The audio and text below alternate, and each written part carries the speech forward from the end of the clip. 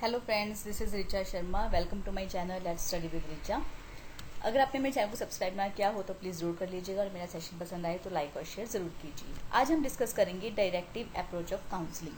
पहले हम समझेंगे अप्रोच क्या होती है। अप्रोच एक प्रोसेस होता है जिसमें कि जिसे हम एक सिंगल थ्योरी से सब एस्पेक्ट्स को कवर नहीं कर सकते, तो हम एक अप्रोचेस बनाते हैं कि डिफरेंट थ्योरी में हम डिफरेंट व्यूज़ लेते हैं, हर एस्पेक्ट को कवर करने की कोशिश करते हैं। Approach, the term approach is used in reference to theory as no single theory has yet been able to encompass all the aspects of the counselling. Counselling ही नहीं, चाहे कोई भी कंसेप्ट हो, एक थ्योरी से हम उसके सारे एस्पेक्ट्स को कवर नहीं कर सकते, तो हम डिफरेंट थ्योरीज यूज करते हैं या डिफरेंट अप्रोचेस यूज करते हैं जो कि हर एस्पेक्ट को कवर करती है। अब हम डिस्कस करेंगे डायरेक्टिव अप्रोच। डायरेक्टिव अप्रोच क्या होती है? डायरेक्टिव अप्रोच एक काउंसलर सेंटर्ड अप्रोच होती है। इसमें जो पर्सन होता है उसको खुद को ही नहीं पता होता कि क्यों मैं अपनी प्रॉब्लम्स में फंसता जा रहा है या उसकी प्रॉब्लम का रीजन क्या है। चलिए डिस्कस करते हैं।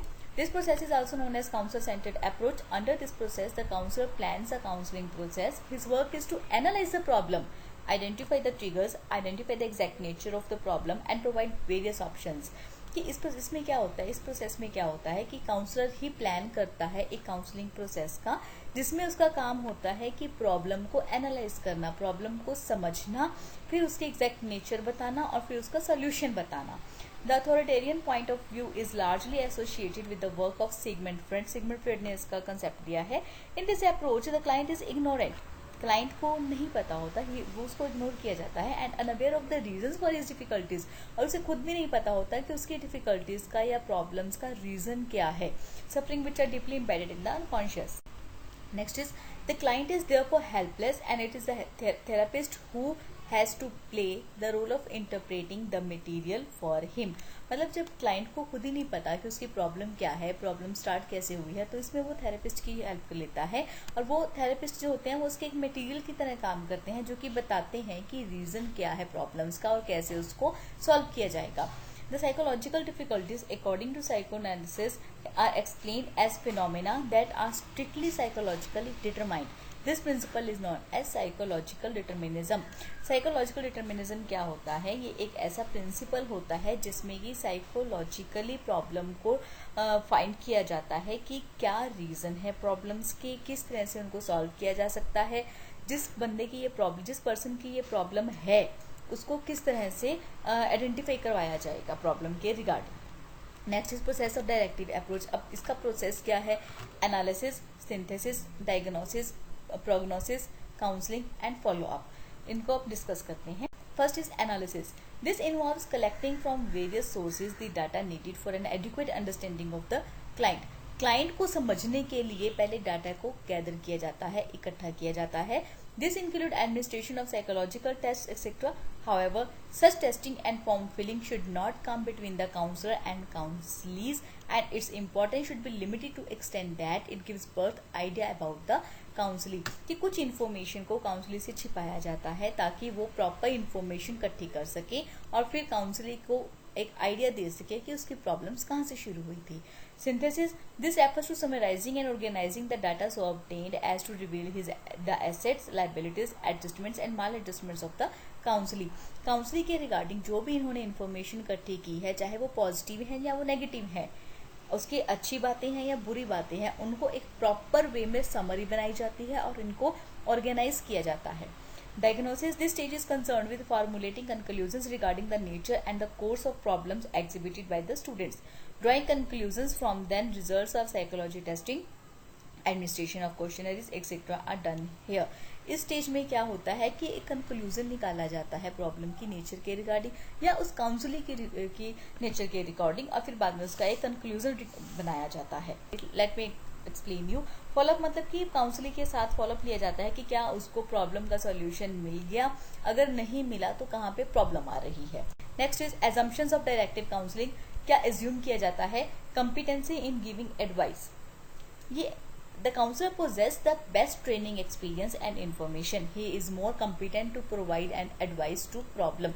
मतलब ये हम एड्यूम करके चलते हैं, जो काउंसलर होगा उसकी ट्रेनिंग बेस्ट तरीके से हुई होगी और दूसरा उसको पूरा स्किल्ड होगा, वो हर तरह की प्रॉब्लम को सॉल्व करने के लिए एडवाइस दे सकता है. Next is counselling as an intellectual process. As clients intellectual is not destroyed as a result of maladjustment. Hence, counseling is primarily an intellectual process.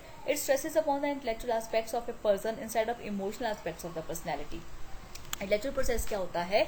किसी पर्सन के सोचने का तरीका.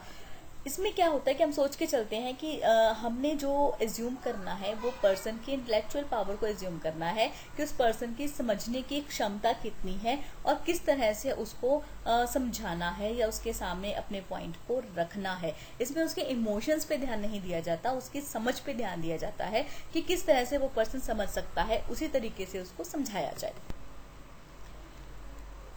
Next point is counseling objective as problem solving situation.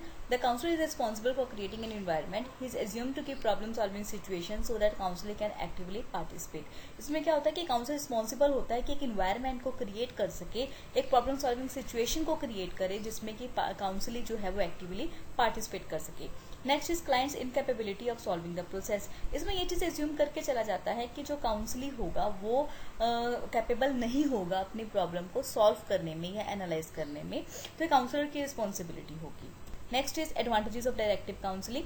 This method is useful from the time consuming view point. It saves times की. इसमें time consuming view से अगर देखा जाए तो टाइम सेव होता है, बिकॉज सारी रिस्पॉन्सिबिलिटी काउंसलर की होती है, वो अपने अकॉर्डिंगली प्रोसेस को कंटिन्यू करता है. In this type of counselling there is more focus on the problem and the person. इस टाइप की काउंसलिंग में ज्यादा फोकस प्रॉब्लम और पर्सन पे किया जाता है. The counsellor can look the client directly. Counselling focuses more on the intellectual aspects of the person than the emotional aspects of the personality. इस प्रोसेस में क्या होता है कि जो पर्सन है उसके सोचने समझने की क्षमता पे ध्यान दिया जाता है, ना कि भावनात्मक नेचर पे ध्यान दिया जाता है. Next is in this process the counsellor becomes readily available to help which makes the client very happy. इस प्रोसेस में क्या होता है कि जो काउंसलर है वो अवेलेबल रहता है हर टाइम पे क्लाइंट की हेल्प करने के लिए. This is best method for lower levels where the client is not in a position to analyze his own problem. ये मेथड एक बेस्ट मेथड होता है बिकॉज इसमें एज्यूम करके चला जाता है कि क्लाइंट में सोचने समझने की इतनी क्षमता नहीं है कि वो अपनी प्रॉब्लम को एनालाइज करके उसका सोल्यूशन निकाल सके. Next need limitations of directive counselling. In this process the client is more dependent. अब क्लाइंट को हम पूरी तरह से इग्नोर कर देते हैं, हम ये समझ के चलते हैं कि क्लाइंट को नॉलेज ही नहीं है उसकी प्रॉब्लम्स के बारे में, कहाँ से उसकी प्रॉब्लम स्टार्ट हुई है या क्या प्रॉब्लम है, कैसे उसका सोल्यूशन होगा. He is also less able to solve new problems of adjustment. As a client is never independent of the counsellor, it is not an efficient best guidance. अब जब हम क्लाइंट को पूरी तरह से इग्नोर कर देते हैं, वो पूरी तरह से डिपेंडेंट है काउंसलर पर, तो एक बेस्ट गाइडेंस मेथड नहीं हो सकता. Unless and until a person does not develop some attitude through experience, he cannot make any decision himself. कि जब तक उसको हेल्प नहीं मिलेगी तब तक वो कोई डिसीजन ले ही नहीं सकता. तो ये इसकी सबसे बड़ी लिमिटेशंस है. The counselor fails in serving the client to commit the mistakes in future. इसमें क्या है कि काउंसलर फेल रहता है ये कमिट करने के लिए कि जो उसका क्लाइंट है वो फ्यूचर में मिस्टेक नहीं करेगा. बिकॉज जब हम ये एज्यूम करके चलते हैं कि हमारा जो काउंसली है he is not able to diagnose the problem, to handle the problem and to make this proper solution of the problem, then how can the counselor commit that the future client will not make any mistake. So this is the best these are the limitations of directive counseling. अगर आपको मेरा session पसंद आया हो तो like subscribe जरूर कीजिएगा. Next हम डिस्कस करेंगे non directive techniques. Thank you students.